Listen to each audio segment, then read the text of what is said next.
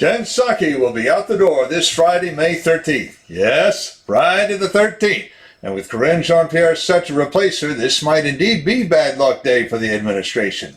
Good morning, ladies and gentlemen. This is another declaration of truth from your host, Terry A. Hurlbut.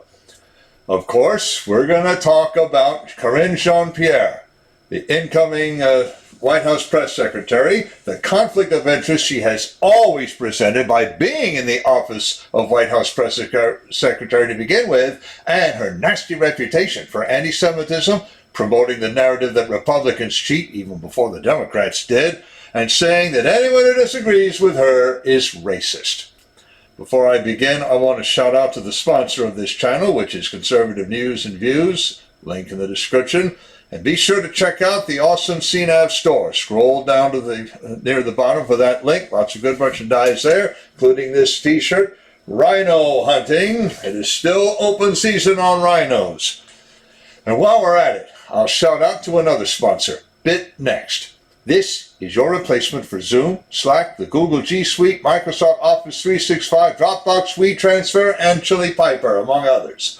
Unlike any of them, BitNext protects your content and conversations so well, even the administrators can't see it. So this is your channel for secure comms, conferencing, cloud storage, and file sharing. Best of all, everything is back-end, so you don't even need client software. If you have a browser, you can use BitNext. Follow the link and give them a try. 28 days free of charge. Can't beat that with a stick. All right, ladies and gentlemen.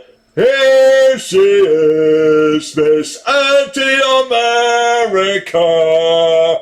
Now, before any of you scratch your heads and ask Karine who, Karine Jean Pierre has been Deputy White House Press Secretary since the administration began. She checks off 3 diversity or critical theory points. Female, check. Black, check. Alternative lifestyle, check. And herein lies her first problem.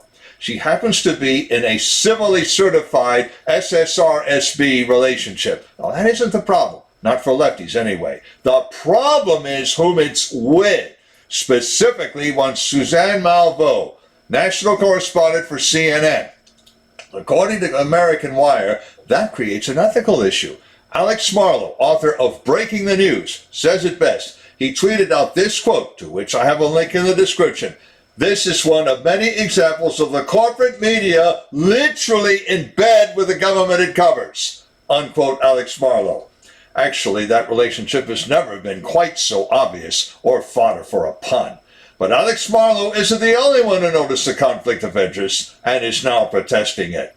American Wire further states that conscientious reporters have had a problem with the conflict of interest since last year. Her advancement to the top job makes that problem more acute than ever. But there's more. She definitely holds anti-Semitic or at least anti-Israel views. Seth Mandel quoted her saying, "You cannot call yourself a progressive while continuing to associate yourself with an organization like AIPAC." Unquote, Karine Jean Pierre, as quoted by Seth Mandel. Now, AIPAC stands for American Israel Political Action Committee. He also remembers Karine Jean Pierre standing up for Representative Ilhan Omar of Minnesota, one of the worst anti-Semites on that all-female caucus that calls themselves the Squad. I have links in the description to both of Seth Mandel's tweets about her. She has other instances of anti-Semitism on her record. Karine Jean Pierre has a third issue. Specifically, she likes to think that certain Republicans who beat out candidates she liked cheated their way in. She said this of Donald Trump in 2016 and Brian Kemp in 2018. Then in 2020, when the virus that shall remain nameless became a thing, she threw in that same narrative when talking about Brian Kemp's policies about it. Link in the description to that tweet. Not only that, but anyone who disagrees with her is racist. I have a link in the description to a video she copied and retweeted showing Joy Reid throwing the racist canard at Fox. Steve Crowder naturally asked whether Peter Doocy will make the same fireworks with her as he has done with Jen Psaki. All of which to say, the more personnel that this White House changes, the more their relationships stay the same.